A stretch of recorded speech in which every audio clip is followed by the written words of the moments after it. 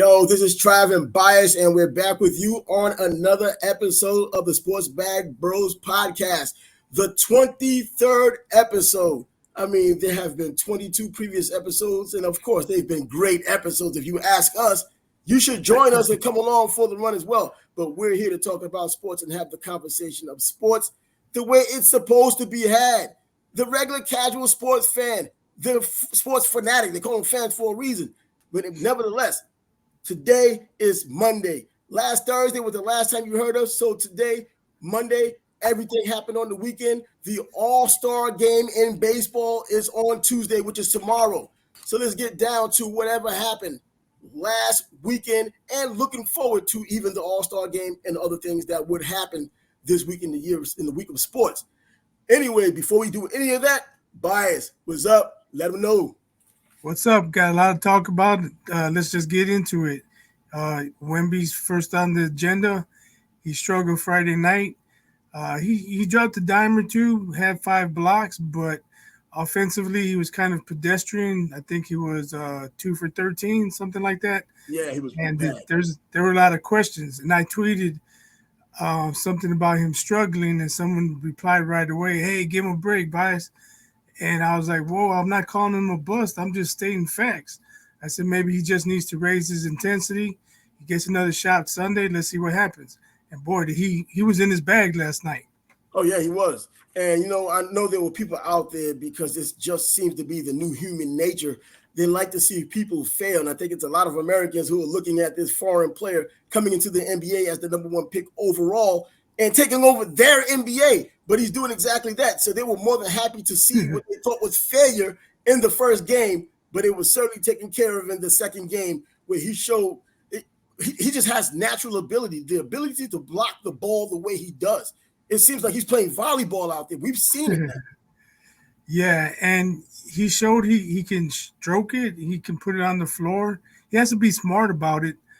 The first game he tried putting it on the floor and it got taken away. Mm-hmm. So, he can't dribble in a crowd, but one-on-one against his man, he can put it on the floor. But he showed a good stroke. I believe someone compared it to Kevin Durant. I don't know about that, but he did splash some shots. So if he gets the ball in the paint, he's going to be a problem. It's going to be tough to block his shot. The bigger guys in the NBA, stronger guys, they'll be able to move him off certain spots. But when it comes for him to get his shot off, I don't see how they're going to stop it. All of that movement they'll be able to get against him right now is going to be because he is undersized, although he's vertically better than what they are in terms of height.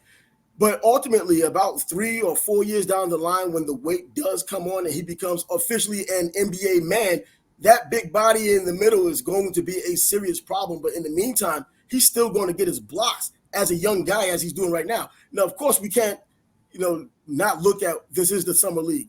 This is where a lot of players who aren't in the NBA playing, a lot of the younger players, because Jabari Smith was in it as well, and he went off, of course, this past week too.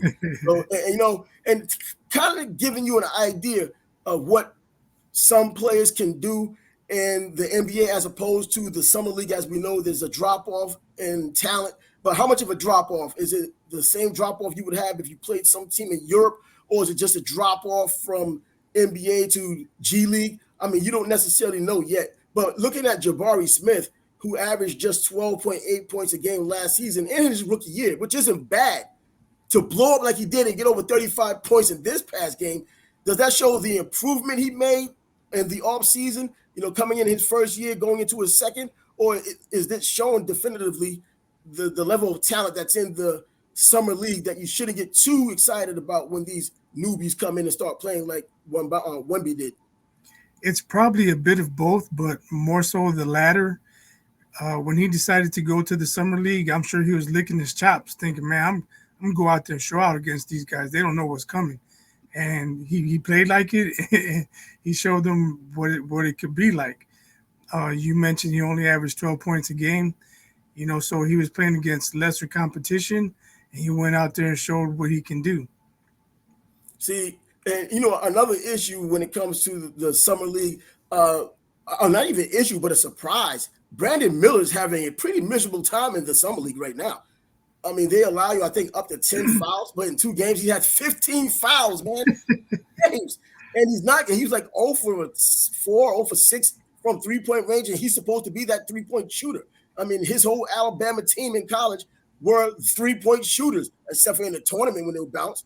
But still, it's not working out for him. I thought Scoot Henderson was the guy the Charlotte Hornets should have taken anyway. He ends up in Portland. He's doing his thing, but he got bumped off a little bit too in that game. Well, I'll tell you what, Friday night I was watching, and then I was getting my Bleacher Report notifications.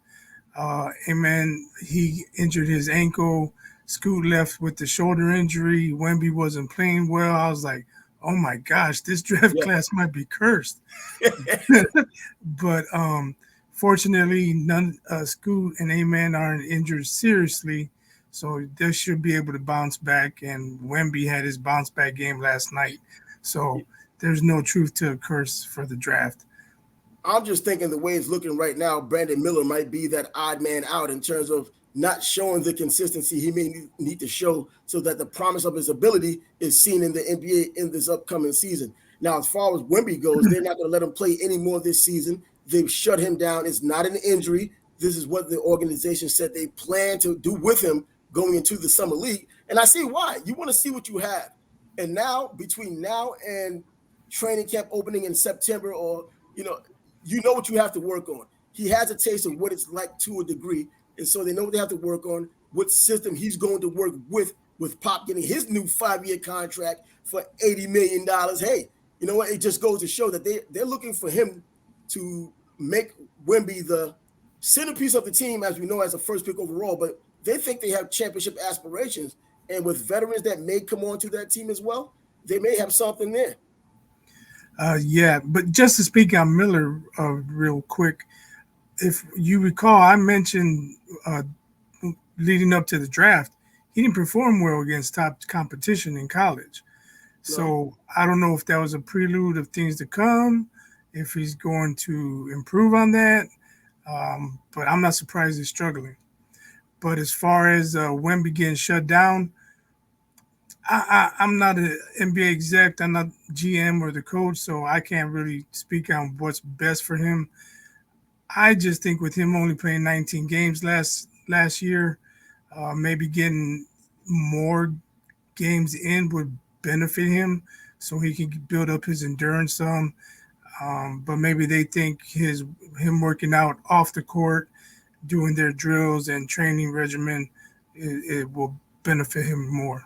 That's what I'm thinking. I'm thinking it is a case of him knowing that he's going to work out. He's not going to sit down. He's not even just going to lift weights and work on cardio. He's actually going to be in game situations during scrimmages like players do in the offseason. Now, he is the number 1 overall pick, and you know it comes with a hefty investment.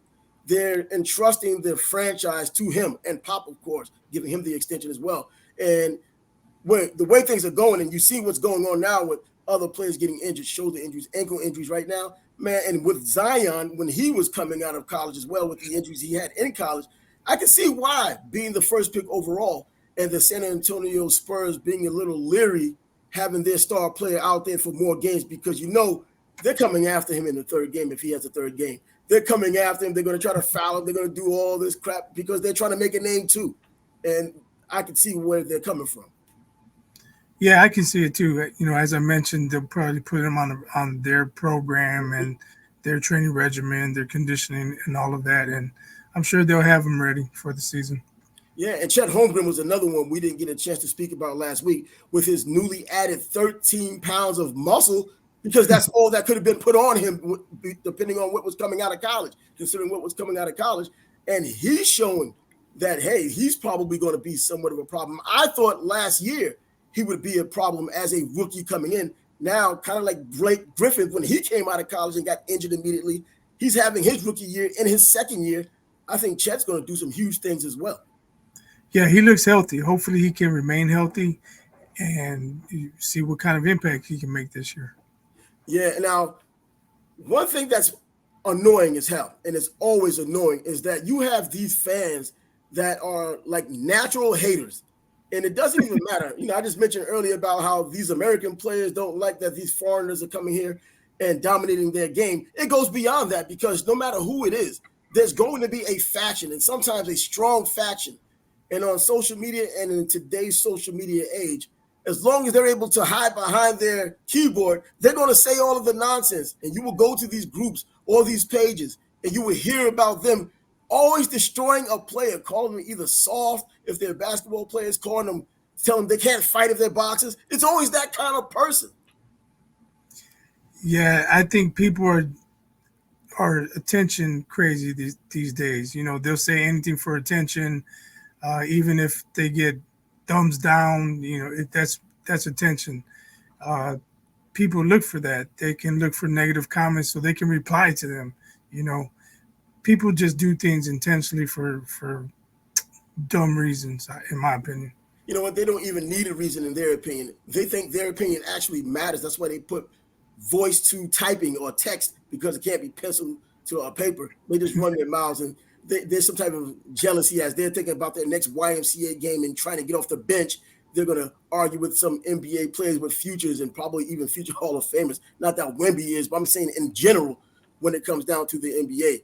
And so we've been trying to get away from the NBA for a while. And we have not left the NBA because we can supply news and quality news and waiting for these players to come into the summer league the way they have. I mean, it's been worth it to hear the storylines and see some of the games and the enthusiasm. What do you think that links to this upcoming season? Because last season, I didn't think that the NBA season was going to be such a big deal. And the season before, I did because of that free agency splash with everyone. This time around, do you see that kind of buzz again that people can't wait for the NBA, particularly because of these younger guys? I don't know. I don't see that happening, but with the new in-season tournament, people might have some interest in that. Try and make the regular season more competitive and more meaningful, because as you know, a lot of teams they don't really start playing until Christmas. You know, so the NBA is going to try and raise the level of competition, I guess, to try and give some importance to some in-season games. So that might help. But, if Wemby comes out and he's averaging 28 and 14 and 4 blocks, and he's going to get attention. Yep. Or whoever, if it's Scoot or if it's Miller or Chet Holmgren, whoever performs is going to get attention. So what are you thinking about this in-season game? I mean, it's supposed to make some sense and it's supposed to get some buzz, but it's awkward right now. I don't know. I mean, I know they're getting paid for it as well, but really, why is it really needed? I mean, the NBA's ratings aren't dropping right now, so this isn't a crisis situation where they have to do something to stop the bleeding or really get the attention. I mean, why? Well, like I mentioned, I think even myself, I have a tendency, if it's not number one team versus number two team, I don't watch. I'm a Bulls fan. I'll try and watch Bulls games, but with Lonzo being hurt and DeMar and Levine being inconsistent, sometimes it's hard to watch those games when they're down 12 at the end of the first quarter. Yep. Who wants to watch them get blown out for 4 quarters? So I find myself not really watching until the games are more important, like around Christmas time.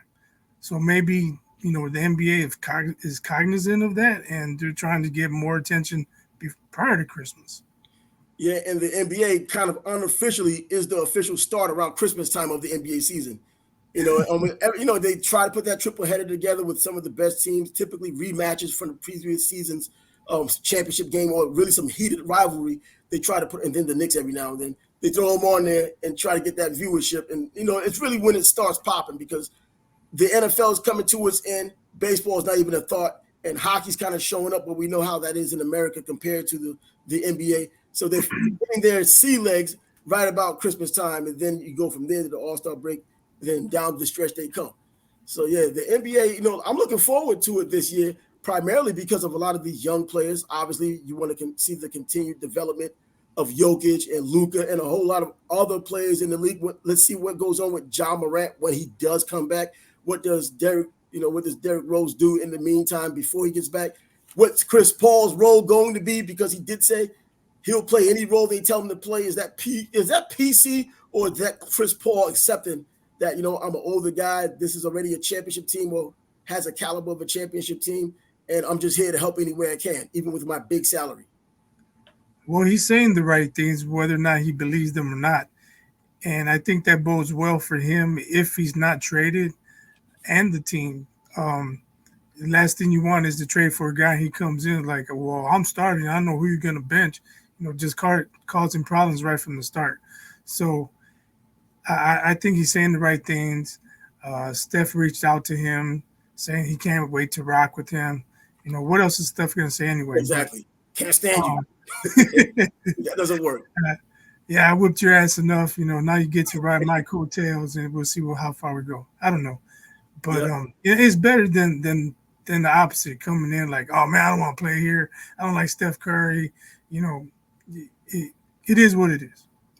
Yep, and the NBA, I think, is going to be pretty exciting coming up this season with the younger players and even the older players. Just the NBA as a whole, with other teams even in the playoffs showing that they got something, and we still don't know what's going on with the episode of the Portland Trailblazers and possibly the Miami Heat, as Dame and his people act like they don't want to go anywhere. And now in Portland, the GM is saying, you know what, if it takes Or first rounders. first round, exactly. So it's going to be something in the NBA this year, and we'll have to sit back and wait. But I'm sure they'll be gracing us with even more news as we've been trying to get rid of them since the end of June and a little bit of the early portion of July, which we're still practically in. But that leads us to baseball, the real boys of summer. This is what we're supposed to be talking about in this black hole time of year when it comes to sports talk at all, because there's nothing really going on. But yes, there is. There's baseball, and there's been some excellent baseball. And guess what? This time, the young guys are doing it again. The young teams, the young players, and they're helping teams that used to be good or were perennial doormats. Now they're solid. And we're talking, the All-Star game coming up tomorrow. The Atlanta Braves with their young players, obviously led by Ronald Acuna, and having 8 players on that roster for the National League. Ohtani going into this All-Star break with 32 home runs. He's been doing nothing less than amazing, whatever he's done throughout the entire first half of the season. Yeah, the Braves getting 8 All-Stars. That's I believe that ties a record.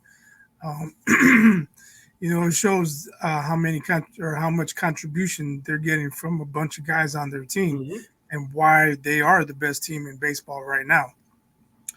As far as Ohtani, we talk about him a lot on our Facebook page. We post about him a lot. What he's doing, we've never seen before. So, what else can you say? That's what you do. That's what you do. You post about people who are doing incredible things. It just happens to be that he's always doing something incredible just by being in the position he's in.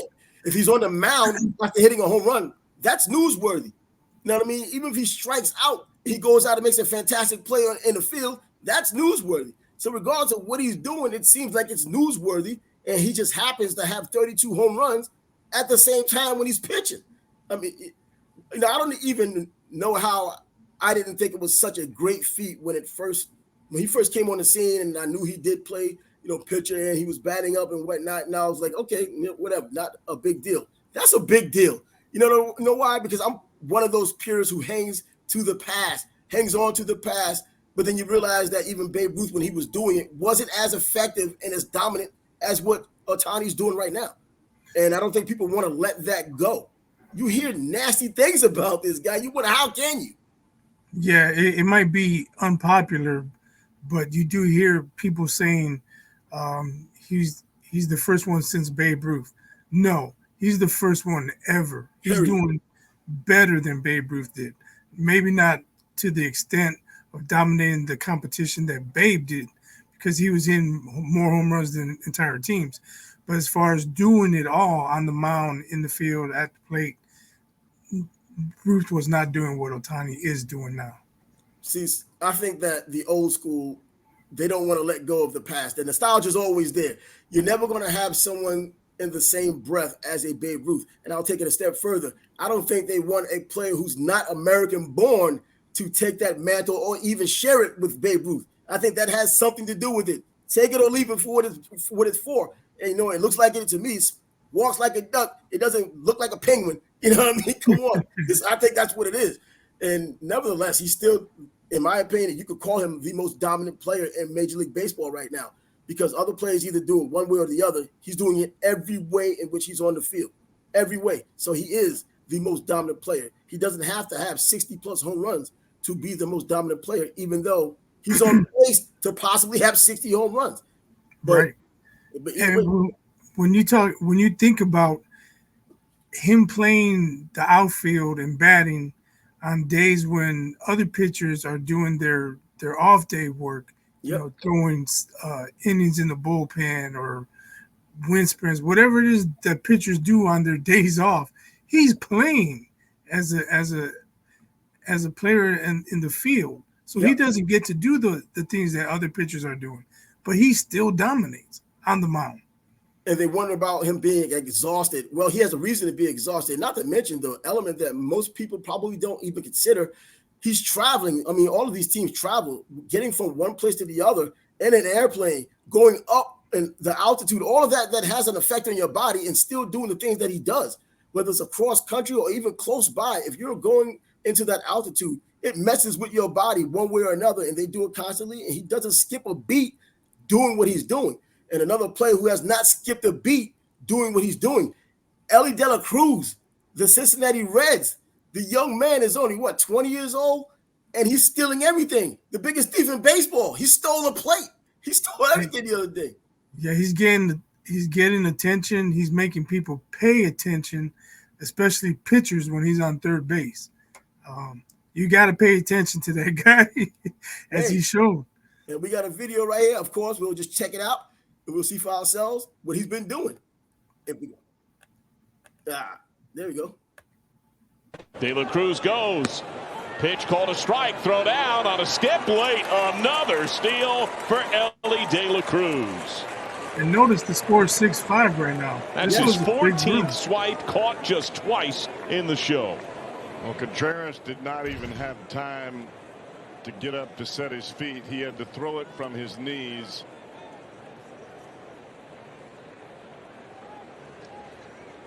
That's serious speed right there. That's a good throw, and he had no chance. Now imagine the Pudge hitting him. Pudge would probably make things a little bit more interesting. Yeah, well, I mean, everybody gets thrown out from time to time, but that was almost a perfect throw, and it wasn't even close. He takes off again. Pitch down and in, fade throw. There's no chance. Third baseman didn't even cover. 2 steals. Yes. De La Cruz Catcher can't even make a play because the third baseman is not there. Now watch. He's not planning to steal home. He's like, they're not paying attention. Bro, talk unaware. He had no intentions of stealing home until he saw they weren't paying attention to him. Baseball stole second, third, and home. Figueroa turned his back on the play. Bro, I mean, how could they not be aware of this guy, know what he's doing in the past? That's like Little League stuff right there. That's something that I saw happen in Little League. Hey, turn around. These guys are getting paid millions of dollars. I mean, even the rookies are getting paid, not millions, but they're getting paid enough to look around and be aware of their surroundings. When you know you have this guy on base, when you know that he can steal the bases, his speed, obviously, he gets a hell of a jump.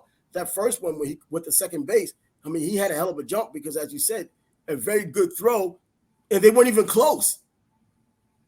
Yeah, that kid is electric, man. It's too bad he came up later in the year and he's not at the All-Star game right now. But if he continues to perform, he's going to be an All-Star for many years to come. Oh, he's going to have several All-Star opportunities if he continues to play like this. And I understand why his fans want him to be there, but as you already said, he wasn't there long enough. But while he's here, he's lasting and he's putting the ball in the bat. He's getting bases. He's getting home runs. I mean, he's infused a lot of enthusiasm into the Cincinnati Reds team. And as I've even said before in this episode and other episodes, the Cincinnati Reds have been perennial cellar dwellers for years. And now you see the success of him, and it's completely directly attributed to the success of the team. And that's been the case with a number of young players now doing the same things, whether the Florida Marlins, another perpetual cellar dweller, now in second place, and only because they're in the same division as the best team in baseball. Yeah, they're getting big year from Arias and their young pitcher. But De La Cruz, he makes the game fun. Anybody who does that on the baseball diamond, you have to watch him because, unless you really grew up playing baseball, watching baseball, you're not going to appreciate it as much. So for the younger generation, they need guys like De La Cruz who make it fun and exciting. Yeah, because he's going to be around for a long time if he doesn't get injured, because people get injured in baseball, and in this day and age people do dumb things off of the baseball field or off of their sports field and still do dumb things, drunk driving and all that. I mean, that's kind of like common these days. I'm hoping that he's not one of those guys, because he is exciting to watch, and it's exciting even if you're not a Cincinnati Reds fan to see someone that good come through the pipeline, doing as well as he's doing, adding that excitement, and to see a lot of these young players doing a lot of the same. And you mentioned Luis Ariz. I mean, he's at 383 right now, still not too far away from 400 going into the All-Star break, and that's including his 0-for-4 outing yesterday before the All-Star break. So, if he gets that little bit of relaxation, gets back into his groove, hey, the 400 might be a threat again. Yeah, we have to wait and see. We knew a dry spell was coming. Every player goes through a slump in the baseball season. So how quickly will he respond? How many hits will he start getting? He's not too far away, but the further away he gets, the tougher it's going to be. So when they come back from the break, he needs to start hitting soon. Yeah, when they come back from the break, if he's back on track or if he's kind of relaxed a little bit of rest, even though he's going to be playing in the same All-Star game, he has a shot. I mean, all the other players we've talked about in previous episodes who had opportunities at the 400 and at the All-Star break or after 79 games, I think John Olerud was the last one who was batting 406, and then he ended up at 363 at the end of the year, still the best batting average in baseball, but far from 400. And the only one, ironically, who was even around where Ariz is right now is Teddy Baseball. And then he went up there and hit 406 at the end of the season. So he was the only one to go up from where he was to ultimately get the 406. The others had gone down, and even when they went down, they were still better than everybody else, just not at 400. And this is what the run is all about, trying to get at 400. So baseball All-Star game going to be played tomorrow on the Tuesday. We'll be here as well, being able to just do a show while the All-Star game is about to come on or during the game, whenever we decide to get around to it. But there are other things going on in the sports world. And there's NFL football, of course. But before we even talk about what's going on in the present, there's a blast from the past that we want to talk about, at least in this episode, and that's Michael Vick. Now, of course, most of you know who he is. If not all of you know who he is, whether for his football or his off-the-field antics in which he paid his price and he moved forward. He's been given opportunities. But there was an interesting segment on one of the Fox shows. It was a couple of years ago, but he was talking about his 7 defensive players that were his the 7 best that he faced. Yeah, the best players that he's faced.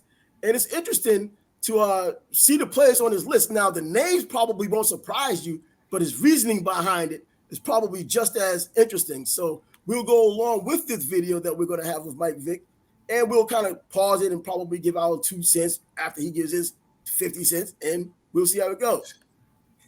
Another segment of Mike's top 7. This week, the toughest defenders that I ever faced. Now, this is a good list. And it's going to recollect some of these guys who you probably haven't heard of in a while, but I'll always reference this. Go back to Google and see how good these guys were, and you'll get some good insight.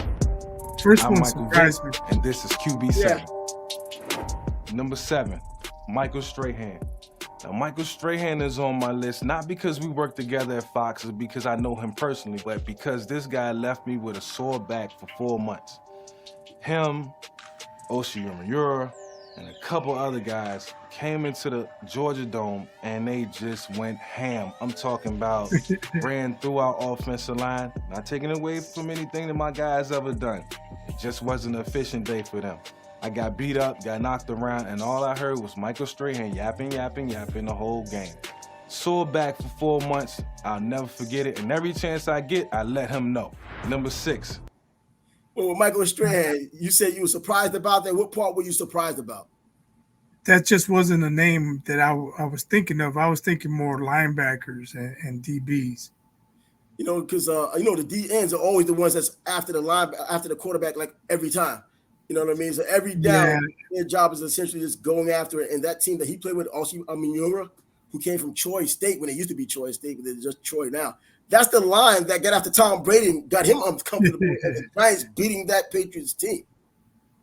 Yeah, that's true. I mean, I don't disagree with the list at all. I'm just saying that I didn't expect Strahan.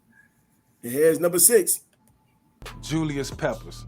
Now, my brother used to refer to this situation as the fox chasing the rabbit.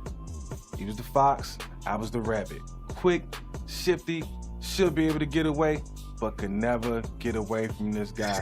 Man, when I say Julius was always on my heels, long arms, big scary frame, to walk to the line of scrimmage and look to this guy to my left or my right made me super uncomfortable.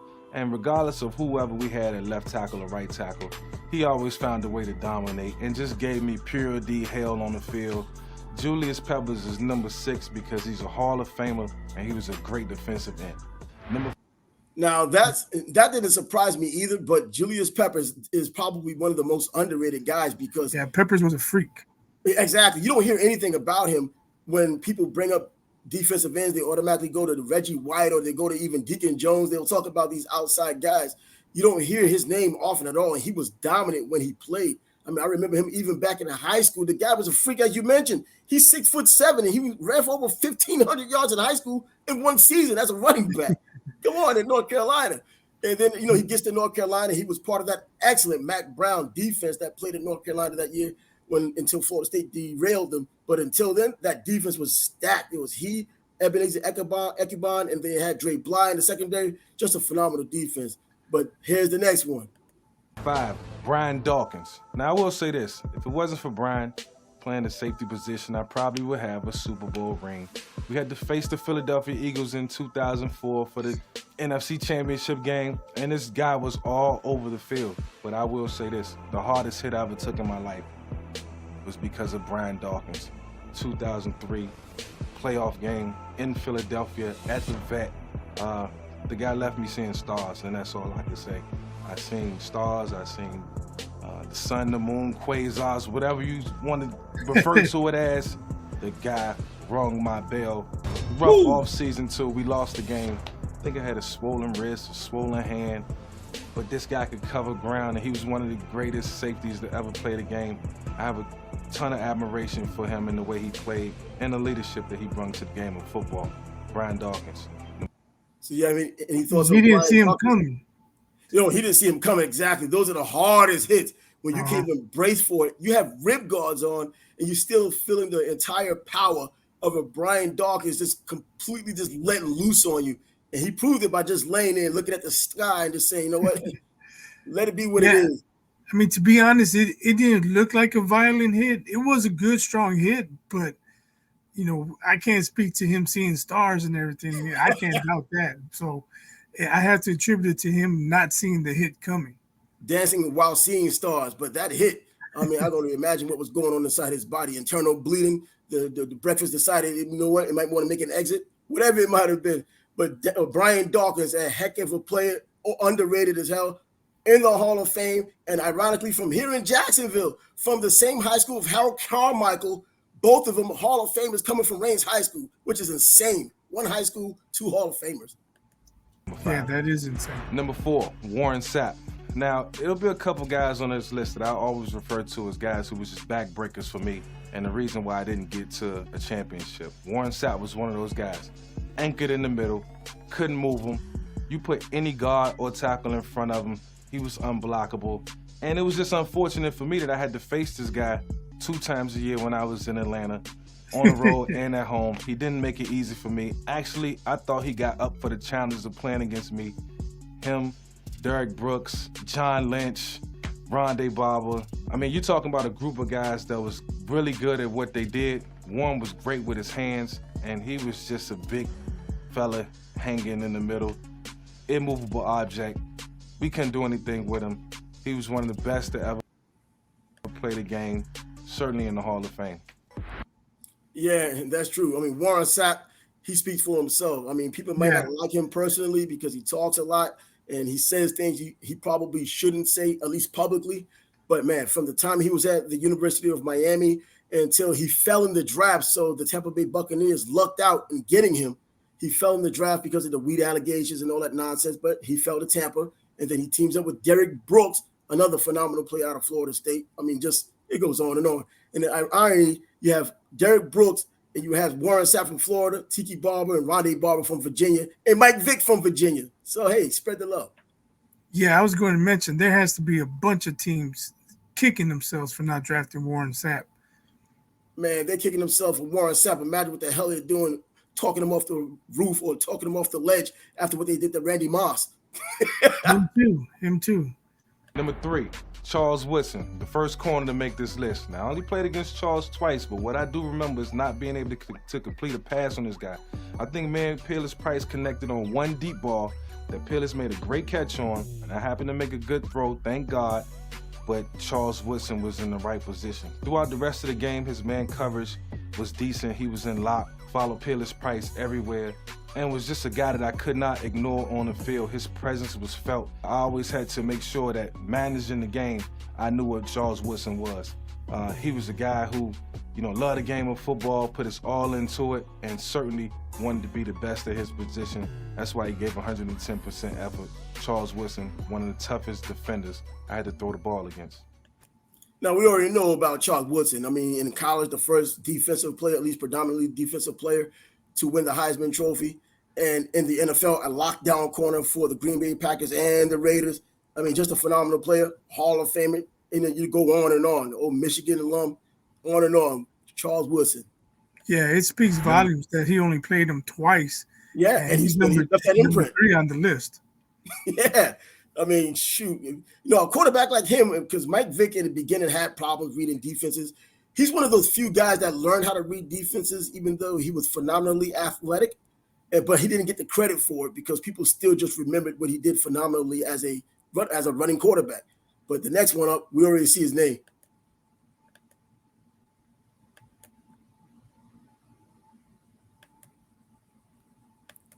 Hit it. 2, Brian Urlacher. I was never able to get away from this guy. I mean, from sideline to sideline, he could roam. He was 6'4", 250 pounds, and could move. And the one thing that I always notice, you go to a game, you're in Soldier Field, you're playing against the Chicago Bears, Brian Urlacher's gonna come out and he's gonna talk really nice to you. He's gonna be your best friend. How you doing, buddy? He's gonna bait you in, and I'm like, this is my guy. He's a good dude. He's not gonna go hard. We get on the field and he won't let me get a yard. We played him one time and it was like 3 degrees outside at Soldier Field. And this guy just put it on me that night. And, to add fuel to the fire, not to the fact that it was already, 0 degrees out, this guy was tackling with everything he had. I'm talking sideline to sideline, doing everything that he needed to do to make sure that defensively they stopped our offense. It was not an easy day. I hated every minute of it. I love playing against Brian, and I wish I could have beat him at least once. Yeah, so I remember that Sunday night game. It wasn't just Urlacher. Rosie Colvin was sticking him. Rosie Colvin, an old name. Yeah, Bears beat him up that game. I can see why Urlacher made the list and why he doesn't have fond memories of that night. It was cold. I was in my house under 2 blankets that night. It was cold. I tell you what about Brian Urlacher. I used to think he was overrated, and the key word is used to think. I used to watch him on television saying this guy's overrated. I don't know why they're hyping him up, blah, blah, blah. I went out to a game. He played against the Jaguars. I did the press coverage, and I was in the press box. I saw him on that football field, never doubted him again. That guy's speed, I mean, seriously, from sideline to sideline, and when he got to the point of attack, I was like, no freaking way. How the heck did I even think like that this guy wasn't the player he was? And I was like, because I remember hearing about him in New Mexico, but then seeing, safety there. So he was light, but then he put on the weight for the NFL. His speed is one of the most underrated facets of his game. His power, we know about it. His ruggedness, we know. That speed, I never forget. His heat and LaDainian Tomlinson changed my mind while watching him in person. Yeah, it's a shame the Bears could never get a quarterback for him to play on offense. Yeah, right? Unbelievable. But, God, it's just insane, man. It's just the way things go. Ray Lewis. Now, fortunately for me, every time we played the Ravens when I was young in Atlanta, Ray Lewis was on the sideline hurt. I broke my leg in 2003, a short story. I went to talk to Ray Lewis before the game. I said, Ray, how long y'all playing? Ray said, as long as you play. This is a preseason game. I'm like, whoa. I mean, not a quarter, 2 quarters. He wouldn't give me any insight. I go out in that game and I break my leg, not by Ray, but from somebody else. The only reason I broke my ankle is because I was scared that Ray was going to get me. Ray Lewis was the ultimate monster linebacker in the middle. Anybody who ever played with this guy knows the gift that it was to be around him, what he brought to the game, and certainly the only player in my lifetime that I was ever afraid of. Ray Lewis is #1 on my list because he was a great linebacker, because I was scared of this man. I was scared to face Ray Lewis. Now, we faced him in 2012. We beat him. I fumbled. He picked it up. I got some get back. I slammed him to the ground. It was a great day. We beat the Baltimore Ravens at home in Philly. And Ray was a little older, and I kind of took advantage of him. I was older too, but he's certainly the greatest defender ever to play the game. See, that's cool. I mean, I can dig it. I can dig the way things turn out there. I mean, I can agree with everybody on that list being a great player, but I never really focused on how big of a pain in the butt they were to Mike Vick. But hey, for him to admit that Ray Lewis is the only player he was afraid of when everybody's going to try to not show you their hand on who they're afraid of, man, that says a lot, because Ray Lewis was an absolute monster on that football field. I mean, not even. Yeah, I think when the playing careers are over, they can be more honest. Yes. Not only with themselves, but with others. He would have never said that while he was still playing. Of course not. He'll just felt it and throw up in the locker room a few times before going out there and not saying anything. Just the regular jitters. It's not just, the one player. As a Chicago Bear fan, as you are, there's Ray Lewis and, of course, Mike Ditka. I know 2 different eras, and I know they hold different levels Mike of esteem. Ditka or Dick Butkus? I'm Dick Bucket. Dick Bucket. My bad. Dick Bucket. Yeah, Mike Ditka. He's a mean son of a gun, too. He just didn't play middle linebacker. But, yeah, Dick Butkus and Ray Lewis. Who would you have? It's hard for me to say. I only saw highlights of Butkus. I wasn't alive back then when he was playing. I never saw him live. And as I've told people, you can make a highlight reel of almost anybody and make them look like the GOAT. Now, that's not to say that Butkus is in any way overrated. I'm just saying I'd have to go with Ray because I know what I saw. Whereas in the game. Right. Whereas with Dick, I can't really say it's just highlights and other people saying what they saw. Plus, I think the leadership factor. I mean, Ray Lewis, he could motivate just about anybody and raise the level of their play, to another level where he needed them to get to. You can argue that both of their championships, their offense was challenged. We know that part, especially in 2000. But, even in his last season against the 49ers, for the Ravens to end the game basically with the goal line stand, that's all Ray Lewis, if you ask me. That's all Ray Lewis. I know his teammates helped him, but that doesn't happen if Ray's not on the field. Yeah, that's true. And he had some dogs on that team with him too, but he was the lead dog, the alpha. There was no question who the leader of that team was. Bigger guys like Goose, guys like Terrell Suggs on that. Terrell Suggs, he's just an outside linebacker, but still, Ray Lewis was the guy. I mean, just amazing. I mean, just everything he did on that football field and the hits that he made. You heard those hits.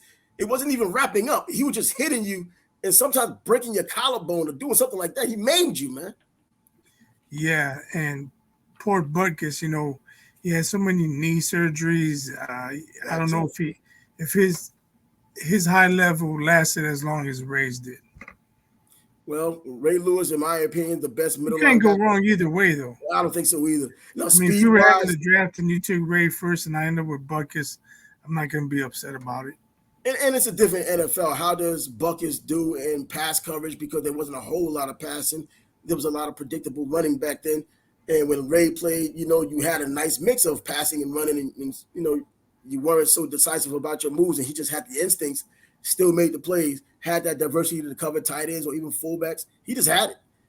So, but either way, I would take Ray Lewis. It is not taking anything away from Dick Buckets, man. Evolution happens, and Ray just happens to be the result of that evolution. That's it. So, with football still being about to open up at the end of the month, we're in July. We're still looking at the Dalvin Cook watch.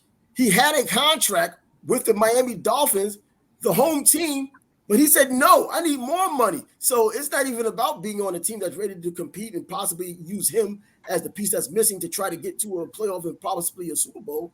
It's about the money. No hometown deals, bro. Hey, we'll see if he gets his bag. Then what can we say? He played his cards right. Hopefully for him, I hope he is playing his cards right. But if that's the best deal he gets offered, does he go back to Miami and say, hey, is that deal still on the table? Yeah, and the problem is here, and it goes back once again to at one point we spoke about the diminishing role of the running back, and the value of the running back isn't what it once was. Before they would overpay a running back, he gets injured, they lost the money, or the salary cap hell resulted. This time, I mean, he was getting $10 million on his last paycheck, or at least in the fourth season with Minnesota. He's still either looking for that or better with Miami, and they're not willing to give that $10 million. I think it is about the value of running backs not being what it was, and he's out of sync with it. It's up to his agent to make him realize that this is probably what you're probably going to get everywhere else. I don't think anyone else values him as much as he values himself. Minnesota didn't. That's why you're on the road. That's why you're on the market. Yeah, and as you mentioned, training camp's right around the corner, so I would think it behooves him to get with the team soon. Yeah. And there are players out there who are on the market waiting for someone to call them up, and no one's called them up. Teddy Bridgewater was one of those players that no one's called up. And even Mark Ingram II was on the market, but he ended up taking a college football job with Fox. So it's not even like he had mentioned about retiring. Nothing happened. So he took the best opportunity that was out there. Maybe if they call him back, which I doubt, because, he wasn't that effective last year, just a little over 200 yards rushing for the entire season for New Orleans. His career is done. Take the new career. But the running back role has diminished. Running back by committee. The added game makes it even more of an issue. Now more running backs by committee. And this is where we are. Yeah, running backs used to have a real short shelf life, and it looks like it's getting even shorter now. Yeah, short because of salary cap hell, because if you look at it, they've actually gone up in terms of longevity, and that's because they haven't been used the way they used to be used when they were workhorses and getting run down the throats of teams, and they took that wear and tear and punishment, and it was 3 years or a little more than that for a running back's career. Now it's between 5 and 6 years, but because of that reason, they don't have to be the bell cow anymore. Someone like a Derrick Henry as a bell cow. So we'll get back to some NFL talk later on this month, maybe even this week, depending on what's going on.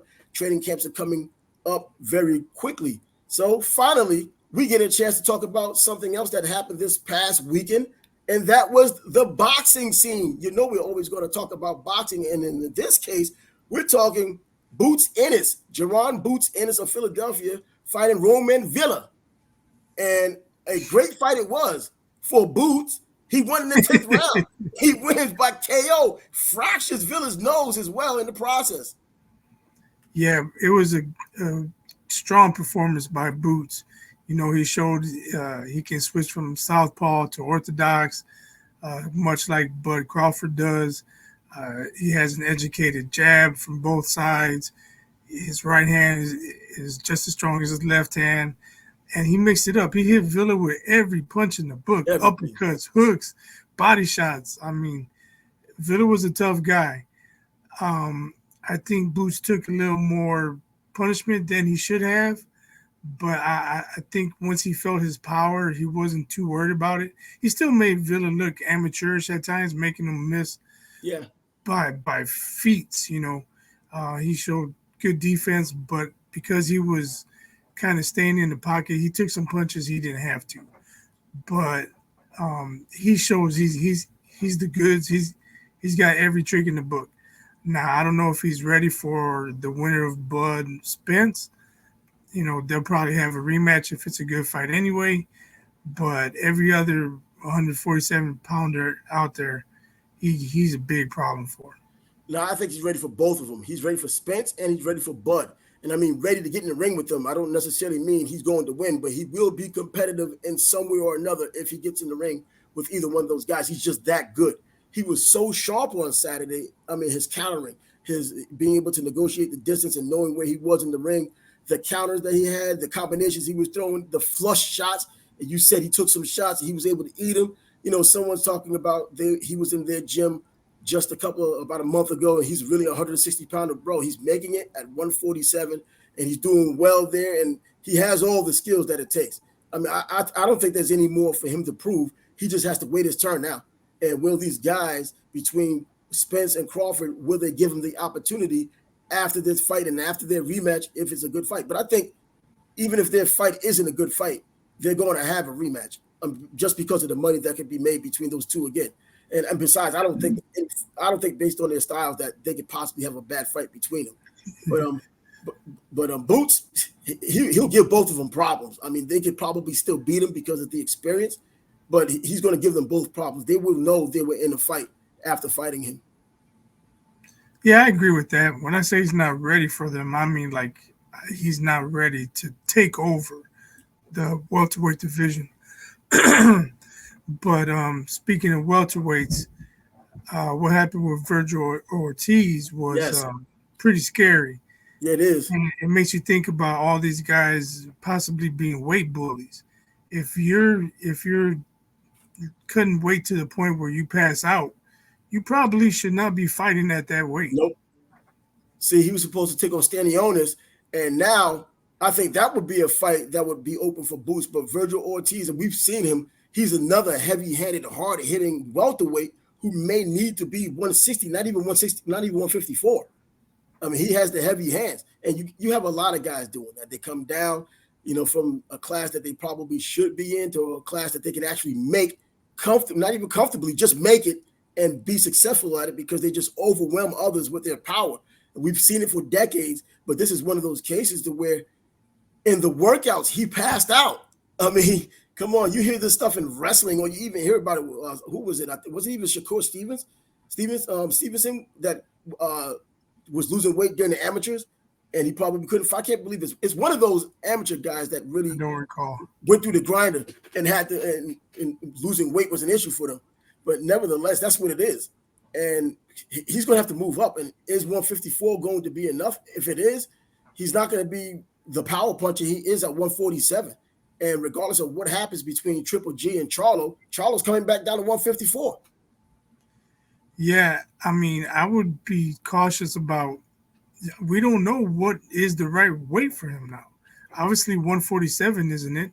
But is it 154? Is even cutting down to that weight too much? I would schedule a fight maybe at 157, 158 and see how he does and then go from there. But just to say we're going to go to 154, who knows if cutting down to 154 is too much. I hope that boxing opens their ears and their eyes because of something like this. I mean, we've known this kind of thing happens, not that guys pass out like he has, but we know how the struggles go when trying to lose weight for either championship fights or just regular guys, the Ham and Eggers that used to be in the old Philadelphia Blue Horizon, those kinds of fighters that no one really pays attention to, the struggles they go to make the weight, even if they're not weight bullies. And so Virgil Ortiz, man, I don't know, man. This is dangerous. Does it hurt his career in any way? I think that's to be determined because his next move is going to determine that. If he wants to still come down and stay at 147, that's going to be an issue if the weight is that much of an issue. If he goes to 154, is his trajectory still the same? Because those guys can take his punches now. And then they can probably box better because he's not the best boxer.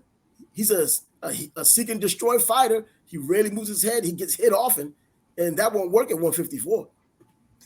Yeah, probably not. So we just have to see how he recovers and what their next move is for him. I think 147 is out of the question. I mean, at least if I'm in his camp, I'm like, look, we got to do what's best for you health-wise. You can't fight at 47 no more. So hopefully we know for sure that he's going to be all right. And not looking forward to his next fight. I'm looking for the next update on what's going on with him, at least right now, because there are enough fights that we can look forward to right now as Fulton is about to fight a new way. And then we have Spence and Crawford. We have a lot of good boxing coming up. I'm not even going to mention those heavyweight fights. Forget about it. That I wouldn't even mention those two characters. That just, come on, stop playing with us.